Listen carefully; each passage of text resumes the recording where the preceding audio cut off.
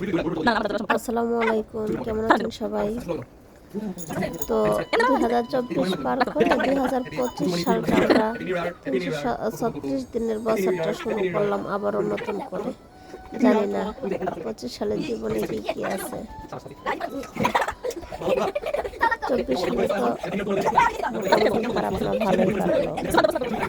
তো বলা যায় না আল্লাহ কি লিখছে কপালে।